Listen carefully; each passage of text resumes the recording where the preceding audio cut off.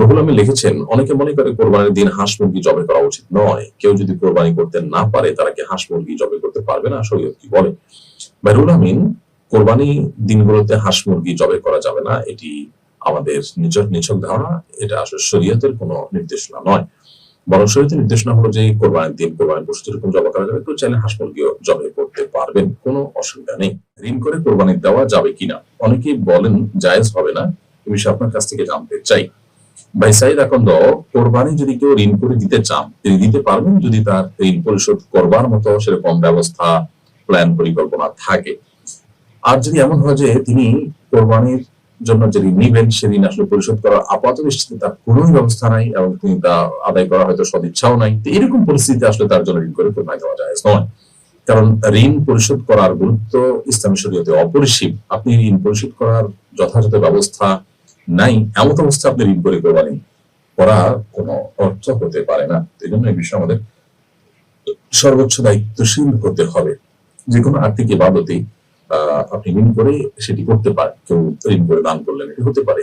এটা রাসূলুল্লাহ সাল্লাল্লাহু আলাইহি ওয়াসাল্লাম তার সাহাবায়ে কেরাম থেকে বিভিন্ন ঘটনা দ্বারা বর্ণিত যে তারা ঋণ করে দান করেছেন। ঠিক একইভাবে ঋণ করে কোরবানি করা যেতে পারে। তবে যেটি বললাম যে ঋণের টাকা আমি পরিশোধ করব, তার একটা প্ল্যান পরিকল্পনা থাকবে, অথবা আমি পরিশোধ করতে পারবো, সে আস্থা কনফিডেন্ট থাকবে নিজের প্রতি, সেটা ঠিক আছে। একজন মানুষ হয়তো তার 10,000 টাকা মাসে ইনকাম নেই, যদি 5 লাখ 10 লাখ টাকা ঋণ করেন দান করার জন্য, তো সেটা অবশ্যই অনুচিত হবে এবং জায়েজ হবে না। কারণ তিনি এই 10 লাখ টাকা পরিশোধ করার আপাত দৃষ্টিতে তার কোনো উপায় নেই। তিনি নিছকই তথাকথিত আল্লাহর উপরে ভরসা করে ঋণ নিয়ে এলেন, নিজের দেওয়ার মতো সেরকম অ্যাবিলিটি মোটেই নাই, এরকমই করা জায়েজ হবে না। কোরবানির পশু জবাইকারী ব্যক্তিকে যদি তার পারিশ্রমিক দেওয়া না হয় তাহলে কোরবানি নিষিদ্ধ হবে কিনা? কোরবানির পশু যিনি জবাই করেছেন তিনি যদি এটা তার শ্রম হিসাবে, এটা তার উপার্জনের মাধ্যম হিসাবে জবাই করে থাকেন, সাধারণত সেটাই হয়, তাহলে সেক্ষেত্রে তার পারিশ্রমিক দেওয়া জরুরি। তার পারিশ্রমিক যদি আপনি না দেন তাহলে আপনি গুনাহগার হবেন। তবে কোরবানি হয়ে যাবে, হয়তো কোরবানির সাথে এর সম্পর্ক নেই, কোরবানি বিশুদ্ধ হয়ে যাবে। কোরবানির পশুর যদি সঠিক পদ্ধতিতে আপনি কেটে থাকেন এবং বিষয় ঠিক থাকে, কোরবানি হয়ে যাবে। বাট কোরবানি যিনি করেছেন, জবাই করেছেন, সেই লোকের টাকা যদি আপনি মেরে দেন বা টাকা না দেন তাহলে সেক্ষেত্রে আপনি গুনাহগার হবেন এবং বান্দার হক নষ্টকারী হিসাবে বিবেচিত হবেন। একজন মানুষ তিনি যার ছুরি কিনেছেন, ছুরি ধার দিয়েছেন এবং জবাই করছেন, এটা জানা বিষয় যে তিনি ঈদের দিন জবাই করে পারিশ্রমিক নিয়ে থাকেন, তাহলে সেক্ষেত্রে তাকে আপনি পারিশ্রমিক না দিলে আপনি গুনাহগার হবেন এবং দায়ী থাকবেন। জবাইকারীকে চামড়া বা গোশত দেওয়া যাবে কিনা? কোরবানির পশু যিনি জবাই করবেন তাকে আপনি জবের বিনিময়ে নগদ অর্থ বা অন্য কোনো কিছু দিবেন পারিশ্রমিক হিসাবে। কোরবানির পশুর কোনো কিছুকে পারিশ্রমিক হিসাবে দেওয়া জায়েজ নেই। কোরবানির পশুর কোনো কিছু যদি পারিশ্রমিক হিসাবে দেন তাহলে কিন্তু কোরবানি বিশুদ্ধ হবে না। নবী করিম সাল্লাল্লাহু আলাইহি ওয়াসাল্লাম আল্লাহ তাআলাকে নির্দেশ করেছেন পরিষ্কারভাবে যেন তিনি কোরবানির পশুর গোশত বা তার পায়া, তার মাথা, কোনো কিছুই যেন কসাইকে না দেন। কারণ কসাইকে তার ন্যায্য মূল্য বা ন্যায্য পারিশ্রমিক দিবেন, আর কোরবানি পশুর গোশত যদি দেন তাহলে সেটা বিক্রি করার মতোই হয়ে যায়। কোরবানি পশুর গোশতকে কারোর শ্রম নিয়ে পারিশ্রমিক দিলেন মানে হলো কেমন যেন বিক্রি করলেন।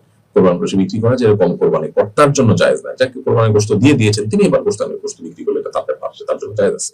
ঠিক একইভাবে কোরবানি পশুর কসাই কিংবা জবাইকারী এরকম কাউকে কোরবানি পশুর গোশত বা কোনো কিছু পারিশ্রমিক হিসেবে দেওয়া জায়েজ নাই। হ্যাঁ, গরিব হিসাবে অন্য 10 জনকে যেরকম দিয়ে থাকে সে পরিমাণ তাদেরকে দিলে সেটি জায়েজ হতে পারে। পশুর জবাইকারীকে পারিশ্রমিক দেওয়া যাবে কিনা? কোরবানির পশু জবাই করা তো ইবাদত, আর ইবাদত করতে পারিশ্রমিক নেওয়া যায় না। বিষয়টা ব্যাখ্যা করে সন্দেহমুক্ত করবেন।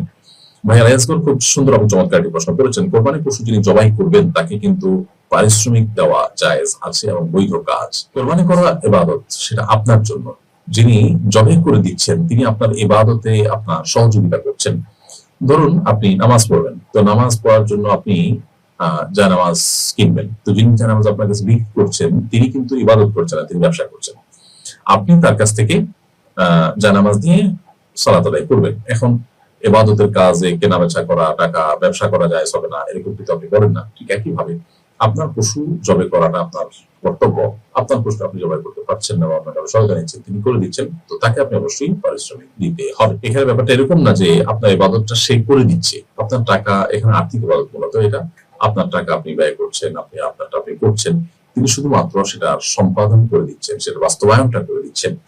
ধরুন মসজিদ নির্মাণ করা একটা ইবাদতের কাজ, এখন আপনি টাকা দিচ্ছেন, আরেকজন সে টাকা দিয়ে বা আপনার কন্ট্রাক্টরি করে আপনার মসজিদটা তৈরি করে দিলেন, তো তার সেই টাকা নেওয়া যেরকম জায়েজ ঠিক একইভাবে কোরবানির পশু যিনি জবাই করেছেন তার পারিশ্রমিক নেওয়া জায়েজ আছে। তবে কোরবানির পশু যিনি জবাই করেছেন তাকে গরুর কল্লা দেওয়া বা জবাই করেছেন সেই কারণে তাকে কোরবানির পশুর গোশত দেওয়া না জায়েজ, কারণ পারিশ্রমিক হিসাবে কোরবানির পশুর গোশত বা কোনো কিছু দেওয়া যায় না। তবে তাকে আপনি এমনিতে অন্য গরিব বা অন্য প্রিয়জনদেরকে যেরকম দেন তারই অংশ হিসেবে তাকে যদি দেন তাহলে সেটা জায়েজ হতে পারে। এরপর প্রশ্ন হলো যে নিজের কোরবানি নিজে করা উত্তম। আমি জানতে চাই সুন্নত তরিকায় কিভাবে নিজের কোরবানি করতে পারি, কোরবানি করার নিয়ম কি, এটা আমরা অনেকে জানি না এবং না জানার কারণে আমাদের মধ্যে কোরবানি করতে এক ধরনের হেজিটেশন ফিল করি আমরা।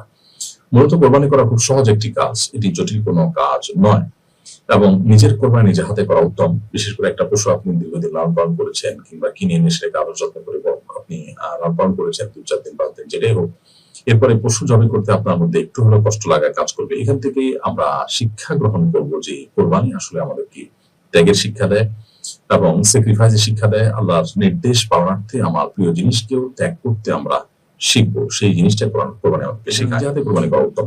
নিজে হাতে কোরবানি করার ক্ষেত্রে আমরা যে হেজিটেশনে ভুগি সেটির মূল কারণ হলো যে কিভাবে কোরবানি করলে শুদ্ধ হয় অশুদ্ধ হয়, এ নিয়ে আমাদের এক ধরনের ভয় আছে।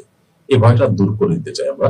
এটা আসলে এমন কোনো বিষয় না যেটা খুব জটিল যে কোরবানি শুদ্ধ অশুদ্ধ হওয়ার মতো ব্যাপার হয়ে দাঁড়াবে। প্রথমত আপনি কোরবানির পশুকে পশ্চিম দিকে আপনি শোয়ালেন, পশ্চিম দিকে কোরবানির পশুকে শোয়ার পর তার গলা আপনি ছুরি চালানোর আগে বিসমিল্লাহি আল্লাহু আকবার আল্লাহুম্মা মিনকা ওয়া লাক বলে আপনি ছুরি চালনা করবেন। কোন বর্ণনায় আল্লাহুম্মা ইন্নী ওয়াজ্জাহতু ওয়াজহিয়া লিল্লাযী ফাতারাস সামাওয়াতি ওয়াল আরদা হানিফা ওয়া মা আনা মিনাল মুশরিকিন, এই দোয়া পড়ার কথা বর্ণিত হয়েছে, যদিও সেই হাদিসের সনদে কিছুটা আপত্তিত জনক মুহাদ্দিস। তাহলে যা না বললে হয় তাহলে বিসমিল্লাহ আল্লাহু আকবার, বিসমিল্লাহ আল্লাহু আকবার বলে আপনি ছুরি চালনা করবেন।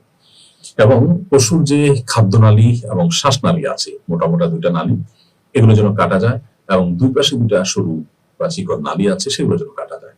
তাহলে এই নালীগুলো কাটা গেলেই আপনার কোরবানি বিশুদ্ধ হয়ে গেল। সাধারণত কোরবানি পশু শোয়ার পর কোরবানি পশুর যে কান, এটা পশুর গলার দিকে ভেঙে ধরলে যে জায়গায় কানের গোড়াটা থাকে ওই জায়গা নরম জায়গা দেখে, মানে হাড্ডি যেন না পড়ে, নরম জায়গা দেখে হাত দিয়ে ধরে যদি দেখা যায় নরম জায়গা, সেখানে বিসমিল্লাহ আল্লাহু আকবার বলে ছুরি চালনা করা যেতে পারে এবং ছুরি চালানোর পর দেখাই যাবে যে নালীগুলো কাটা গেছে, একটা একটা করে পরিষ্কার দেখা যায়। অতএব এই খাদ্য এবং শ্বাসনালী, খাদ্যনালী শ্বাসনালী এগুলো একটু বড় থাকে আর দুই পাশে দুটা সরু বা চিকন নালী থাকে, সেগুলো কাটা হয়ে গেলে কোরবানি বিশুদ্ধ হয়ে যাবে। বিসমিল্লাহ করে আপনি কোরবানি করে ফেলবেন। কোরবানি করার পর সেটা নিজের পক্ষ থেকে বলবেন আল্লাহ আমার তরফ থেকে কবুল করেন, যেভাবে আপনি ইব্রাহিম আলাইহিস সালাম এবং মুহাম্মদ সাল্লাল্লাহু আলাইহি ওয়াসাল্লাম কোরবানি কবুল করেছেন। আল্লাহুম্মা তাকাব্বালহু মিন্নি কামা তাকাব্বালতাহু মিন খালিলিকা ইব্রাহিম ওয়া হাবিবিকা মুহাম্মদ সাল্লাল্লাহু আলাইহি ওয়াসাল্লাম। আর অন্য কারোর তরফ থেকে কোরবানি যদি আপনি করে থাকেন তাহলে জবাই করার পর বলবেন আল্লাহ এটা আপনি অমুক অমুক তরফ থেকে কবুল করে নিন। যদিও এই বলাটা জরুরি নয়, বিসমিল্লাহ আল্লাহু আকবার বলে আপনি পশু জবাই করলেন, শ্বাসনালী খাদ্যনালী এবং দুটা সরু নালী কাটা গেল, এটাই হলো মূল বিষয়। আপনি মুসলমান হিসাবে আপনি কোরবানি করলেন নিজে এবং এই নালীগুলো কাটাটা নিশ্চিত করলেন, বিসমিল্লাহ বলে তওবা করলেন, যথেষ্ট হয়ে গেল। কোরবানি বিশুদ্ধ হয়ে যাবে এটুকুর মাধ্যমে ইনশাআল্লাহ তাআলা। অতএব নিজে কোরবানি পশু নিজে জবাই করার ক্ষেত্রে হেজিটেশন আমরা চাইলেই দূর করতে পারি এবং হিম্মত করতে পারি।